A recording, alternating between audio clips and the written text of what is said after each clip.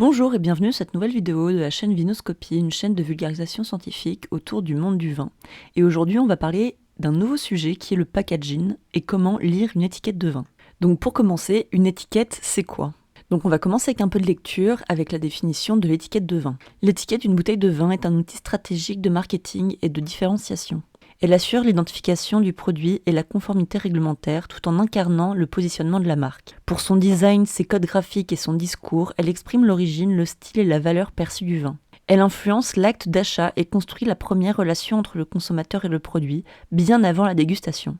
Il existe plusieurs types de bouteilles et d'étiquettes, comme par exemple le style moderne, le style traditionnel ou le style haut de gamme. Comme on a pu voir dans la définition, il y a des mentions légales à mettre sur l'étiquette de la bouteille de vin. Prenons comme exemple une étiquette de vin de Bordeaux. Donc premièrement, il y a le nom du vin à mettre. À Bordeaux, c'est souvent le nom du château, mais cela peut être aussi le nom du domaine, du cru ou de la marque. Cette mention n'est pas obligatoire. Ensuite, nous avons la dénomination. Elle est obligatoire, qu'il s'agit d'une appellation d'origine contrôlée, AOC, une indication d'origine protégée, IGP, de vin de pays ou de vin de table.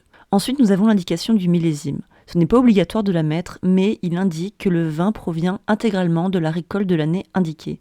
Il est interdit de mélanger plusieurs années dans un vin, sauf exception en champagne. Ensuite, nous avons l'information du volume. Il est obligatoire d'indiquer la contenance de la bouteille. Puis nous avons l'embouteilleur. Il est obligatoire de préciser le nom de l'embouteilleur. Ici, la mise en bouteille a eu lieu au château. En sixième point, nous avons le pays d'origine. Il est obligatoire pour l'exportation, donc par exemple, si le vin était produit en France, d'indiquer que le vin a été produit en France. En sixième point, nous avons la teneur en alcool. Elle est obligatoire et s'exprime en pourcentage par rapport au volume de la bouteille. Et enfin, en huitième point, le logo de femme enceinte. Il est obligatoire à moins d'être remplacé par un message plus explicite recommandant aux femmes enceintes de ne pas boire d'alcool.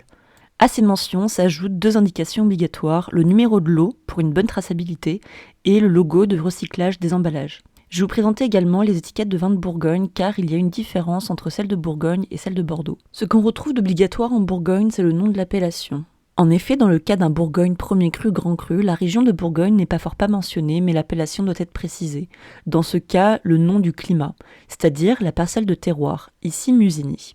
À l'inverse de Bordeaux, qui hiérarchise les vins selon les domaines, la Bourgogne classe les vins selon le terroir.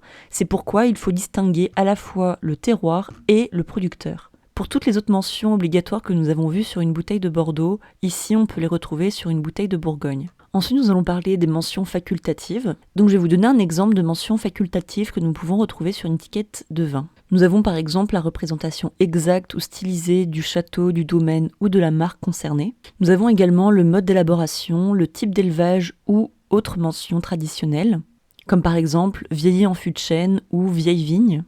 Nous avons également le nom du cépage utilisé, comme par exemple le pinot noir, le cabernet, le chardonnay. Nous avons également tout ce qui est médaille ou distinction. Il faut vraiment faire attention avec ces petites mentions car tous les concours ne se valent pas. Des fois, c'est vraiment qu'une question de marketing. Et enfin, nous avons le type de vin, comme par exemple brut, sec, demi-sec, doux. Cette mention n'est obligatoire que sur les vins effervescents. Puis nous allons parler de la contre-étiquette. Dans le but d'épurer l'étiquette, certains producteurs décident d'accoler une contre-étiquette à l'arrière de la bouteille. Cette contre-étiquette peut comporter un complément d'informations détaillées, comme par exemple la présentation de l'exploitation, son histoire, ses traditions, sa conception du vin. Elle peut comporter également des conseils de service, comme par exemple la température de service optimale, la suggestion d'accord avec des plats ou la nécessité de carafer le vin. Et enfin, elle peut comporter un logo ou une certification supplémentaire, comme par exemple le logo agriculture biologique.